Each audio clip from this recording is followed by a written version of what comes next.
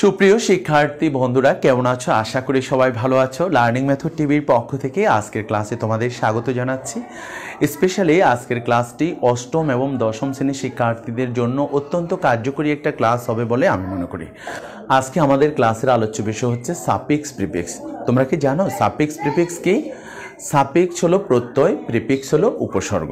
অর্থাৎ কোনো একটা রুট ওয়ার্ডের সাথে অর্থাৎ রুট ওয়ার্ডের পূর্বে যদি বর্ণ বা বর্ণ সমষ্টি যুক্ত হয় তাহলে সেটাকে বলে প্রিফিক্স, আর যদি কোনো রুট ওয়ার্ডের পরে কোনো বর্ণ বা বর্ণ সমষ্টি যুক্ত হয় তাহলে সেটা হলো সাফিক্স। মাঝে মাঝে দেখা যায় শূন্যস্থান পূরণ করতে গিয়ে মাঝে মাঝে দেখা যায় আগে পরে যুক্ত হয়, সেটাকে বলা হয় ইনফিক্স। সেটাকে কি বলা হয়? ইনফিক্স বলা হয়। সাধারণত এই অধ্যায়ে ভালো করতে হলে অর্থ জানতে হবে এবং পার্টস অফ স্পিচ সম্পর্কে জ্ঞান লাভ করতে হবে।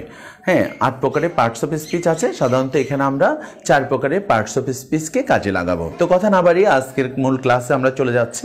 আমি এখানে আজকে 5টা গ্যাপ তোমাদেরকে পূরণ করে দেখাবো এবং এর শর্টকাট নিয়ম অথবা রুল বলে দিব।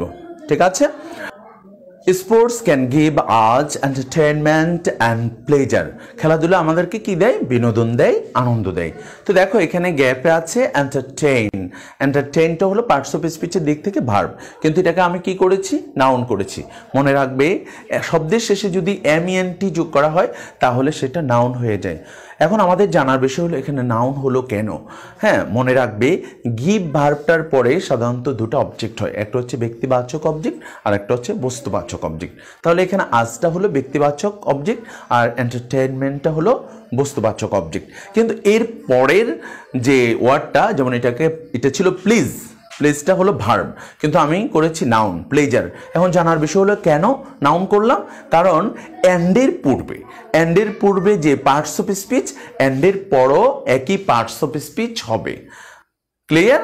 অ্যান্ডের পূর্বে হলো এন্টারটেইনমেন্টটা হলো নাউন, তাই প্লেজারটাও আমাকে নাউন করতে হলো। আশা করি বুঝতে পেরেছ। দেয়ার আর ভেরিয়াস কাইন্ডস অফ স্পোর্টস। বিভিন্ন প্রকারের কি আছে? খেলা আছে। তো দেখো এখানে উইদিন ব্র্যাকেটে দেয়া আছে ভেরি। ভেরিটা পার্টস অফ স্পিচের দিক থেকে কি? ভার্ব, কিন্তু আমি করেছি অ্যাডজেক্টিভ। ভ্যারিয়াস অ্যাডজেক্টিভ, বিভিন্ন। কেন অ্যাডজেক্টিভ হলো? খেয়াল রাখবে কাইন্ড শব্দটা অ্যাডজেক্টিভ হলেও কিন্তু যখন এর সাথে এস যুক্ত হয়েছে এটি কি হয়ে গেল? নাউন হয়ে গেল। তো এখানে শর্টকাট নিয়ম কি হলো? Adjective plus noun, adjective plus noun. Various হলো অ্যাডজেক্টিভ আর কাইন্ডসটা হলো কি? নাউন। আশা করি তোমরা বুঝতে পেরেছ।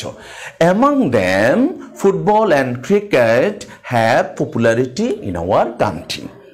দেখো এখানে উইদিন ব্র্যাকেট আছে পপুলার, কিন্তু এটাকে আমি বলেছি কি? পপুলারিটি।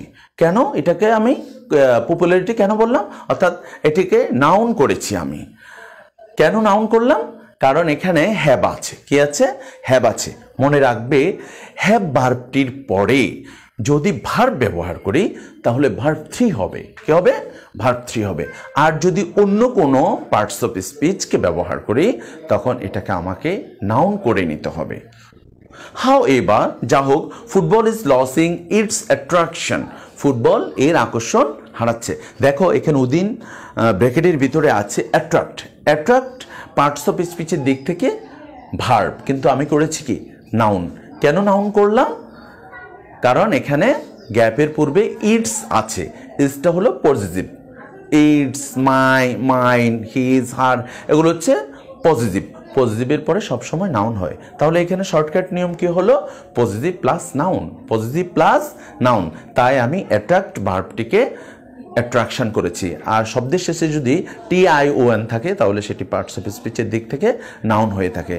তো শিক্ষার্থী বন্ধুরা আশা করি কিছুটা হলেও বুঝতে পেরেছো সাফিক্স প্রিফিক্স।